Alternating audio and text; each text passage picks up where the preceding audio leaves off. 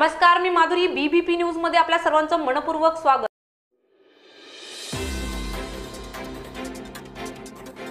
जेजुरी येथील साईनगर परिसरात गढूळ व दूषित पाणी पुरवठा होत असल्याने येथील नागरिकांचे आरोग्य धोक्यात आले आहे। अनेक नागरिक साथीच्या रोगाने त्रस्त आहेत। या भागात गेल्या 1 महिन्यापासून दूषित गढूळ व आळ्या असणारे पाणी नळाद्वारे येत असल्याची तक्रार महिलांनी केली। याबाबत वेळोवेळी जेजुरी नगरपालिका प्रशासनाकडे नागरिकांनी तक्रार केली आहे, पण पालिका प्रशासनाकडून कोणतीही दखल घेतली नसल्याचे यावेळी सांगण्यात आले। दूषित पाणी पुरवठ्यासंदर्भात येथील महिलांनी विरोधी पक्षनेते जयदीप बारबाई यांच्याकडे शुद्ध पाणी पुरवठा करण्याची मागणी केली। पालिका प्रशासन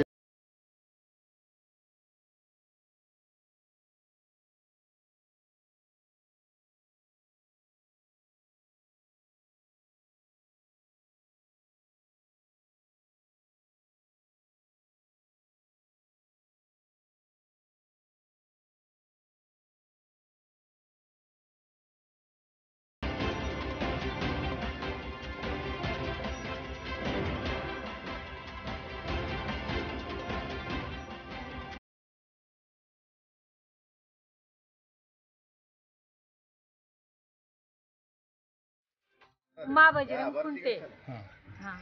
इथंच राहता का तुम्ही? काय समस्या आहे तुमची? आमचं महिना झालं गटराचं पाणी येते आम्हाला। बर, पाणी स्वच्छ आहे का काय गढूळ आहे? कसं आहे? गढूळ पण आहे आणि गटराचा वास येतोय सगळा पूर्ण पाण्याला। त्याच्यात आळे झाले त्या। आज काल 6 वाजता आलेलं पाणी आम्ही सकाळी भरलं तरी त्यात आळ्या। नगरपालिकेची लोक आली, आम्हाला म्हणले औषध टाका, टाक्यातनं तुमच्या घाण आहे। आम्ही टाक्या साफ केल्या। काल 6 वाजता आलेलं पाणी आज सकाळी त्यात आळ्या सापडली। तुम्ही कुणाकडे तक्रार केली का? आम्ही जयदीप बारबाईकडे तक्रार केली। मग ते काय म्हटले? त्यांना आम्ही स्वतः बोलवलं ना, आम्ही जो आहे ते दाखवलं स्वतः सगळं। किती दिवस झाले असं? आज आम्हाला 1 महिना झालं गटराचं पाणी येतं। आम्ही मस्के अण्णांना आम्ही आमचे चाळीतले मोठे असल्यामुळे आम्ही आज सकाळी जेजुरीच्या नगरपालिकेत पण पाठवलं। पाणी पाठवलं होतं? पाणी नाही पाठवलं, पण अण्णांना तिथं सांगायला पाठवलं। बरं, मग ते काय म्हणले? ते काय म्हणले, काम चालू आहे म्हणे। मग आता पाणी स्वच्छ कधी येणार विचारलं नाही का तुम्ही? ते आम्हाला सांगितलंच नाही त्यांनी। आज काम चालू आहे, आता उद्या पाणी आल्यानंतर आम्हाला कळेल कसलं येते। माझं नाव पूजा पप्पू कांबळे, मी साईनगर जेजुरी एरियात राहते, विद्यानगर मध्ये। आज 1 महिना झाला आम्हाला पाणी नाहीये। पाणी येऊन सुद्धा घाण पाणी, गटराचं गढूळ पाणी, आणि पाणी येईपर्यंत भरेपर्यंत स्वच्छ पाणी येईपर्यंत पाणी स्वच्छ पाणी लावेपर्यंत पाणी जाते। मग ते पाणी भरायचं किती? बरं, काल 6ला पाणी सोडलं, त्यांनी सोडलं पाणी पहिलं अर्धा तास 15-20 मिनिटं तर पाणी काळच घाण। ते पाणी वाया आम्ही खाली सोडलं। पाणी भरल्याच्या नंतर घंगाळ्याचे पाणी भरून ठेवलं होतं। आज सकाळी त्या पाण्यामध्ये आळ्या। कसं प्यायचं आम्ही ते पाणी? माझं नाव शंकर मस्के।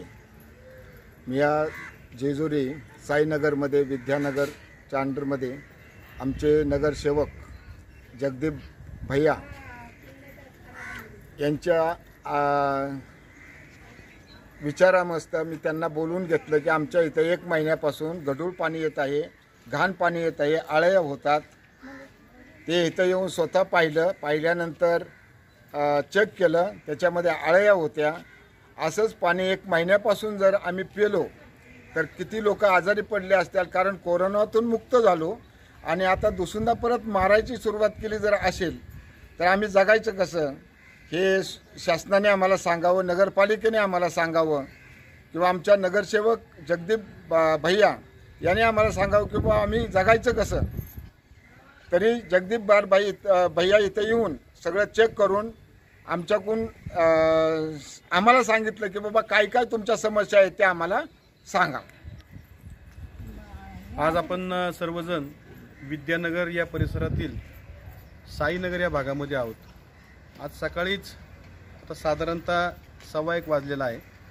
एक 10-10:15 वाजता मला या विभागातील मस्के काका असतील, कुंटेताई असतील, कांबळेताई असतील, या सर्वांचे फोन आले, लडकतताई असतील, या सर्वांचे फोन आले की जयदीप भैया या ठिकाणी तुम्ही येऊन व्हिजिट करा।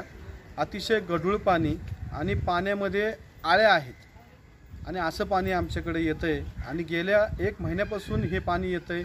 आम्ही वेळोवेळी प्रशासनाला त्या ठिकाणी जाऊन नगरपालिकेमध्ये पाणी पुरवठ्याच्या विभागाला जाऊन भेटलेलो आहे। तुम्ही या भागाचे आमचे नगरसेवक आहात, या भागातून तुम्ही नगरसेवक म्हणून नेतृत्व करता, आम्ही तुम्हालाच सांगणार नाही तर कुणालाच सांगणार. हे अतिशय योग्य त्यांचं त्या पद्धतीने आपल्या विभागाचे दुसरे नगरसेवक झगडे हे देखील माझ्याबरोबर आत्ता उपस्थित आहेत. आम्ही सर्वजण घर टू घर इथं सर्वे केला, प्रत्येक घरामध्ये आम्ही जाऊन पाहिलं. तुम्हाला आता थोड्याच वेळामध्ये ते दिसेल की स्वच्छ पाण्यामध्ये साधारणतः 5 लिटर पाण्यामध्ये इतक्या आळ्या आहेत. आता ते सांगणं देखील तुम्हाला सांगवत देखील नाही आहे की त्या आळ्या भरमसाठ आळ्या आणि कसं त्या लोकांनी जगायचं. गेल्या महिन्यापासून मी सांगतोय नगराध्यक्षांना की तुम्ही ह्यावरती काहीतरी कारवाई करा. लोकांच्या जनतेच्या आरोग्याशी खेळू नका. मी स्वतः मधल्या काळामध्ये जेजुरीमध्ये फवारण्यांचं त्या ठिकाणी मी निवेदन दिलं होतं की तुम्ही फवारण्या करा, फॉगिंग करा, धुराच्या माध्यमातून डास असतील.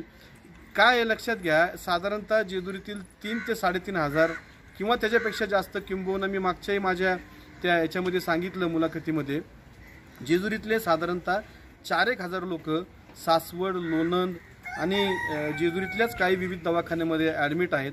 ही राजकारण करण्याची वेळ नाही आहे, यातमध्ये कुठलंही राजकारण नाही आहे.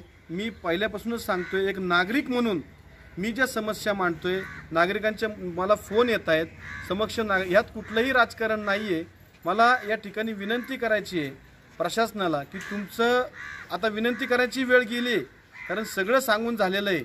मी कलेक्टर साहेबांना देखील पत्र त्या दिवशी दिलेलं आहे की जेजुरीतले मागच्या आठवड्यात कलेक्टर साहेब जेव्हा जेजुरीमध्ये आले होते त्यावेळेस त्यांना मी पूर्ण अवलोकन करून दिलेलं आहे. माझं पत्राचं निवेदन दिलेलं आहे मी की जेजुरीमधले करोनाच्या काळानंतर एकतर आर्थिक कंबरड लोकांचं मोडलेलं आहे, लोकांकडे पैसे नाही आहेत, कसं बसं जेजुरीतले लोक जगतायत आणि त्यात भरीतभर म्हणून जेजुरीतले आज चिकनगुन्या, डासांचा प्रादुर्भाव, अस्वच्छपणा या सर्वांमुळे जेजुरीतले नागरिक त्रस्त झालेले आहेत. वेळोवेळी या समस्या मांडतोय, परंतु कुठल्याही प्रकारची दखल माननीय नगराध्यक्षांनी घेतलेली नाही आहे, कुठल्याही प्रकारची जबाबदारी माननीय प्रशासनाने घेतलेली नाही आहे. मग या जेजुरीला वाली उरलाय का नाही? का विरोधी पक्ष नेता म्हणून मी नुसतं ओरडायचंच आहे आणि मी ओरडल्यानंतर तुम्ही काय म्हणताय की तू स्टंट करतो, तू राजकारण करतो. अहो, मी तुम्हाला स्पष्ट सांगतोय, मला राजकारणाची करायची वेळ येईल तेव्हा मी नक्की करेल. पण आज जेजुरीतल्या गल्लीबोळातून, चौकाचौकातून जनता आजारी आहे, जनतेला त्रास होतोय. तुम्ही खुर्च्यांवरती बसलेला, तुम्ही काय करताय? तुम्ही कधी याच्यावरती लक्ष घालणार आहात का नाही? का जेजुरीतल्या जनतेने असंच मरायचं? लोकांचा आक्रोश तुमच्यापर्यंत येऊन सुद्धा तुम्ही काही करणार आहात का नाही? मी या ठिकाणी समक्ष सांगतो, ही जनता पूर्णपणे आजारी आहे. या जनतेकडे लक्ष द्या, नाहीतर यांच्या आक्रोशाला तुम्हाला सामोरं जावं लागेल.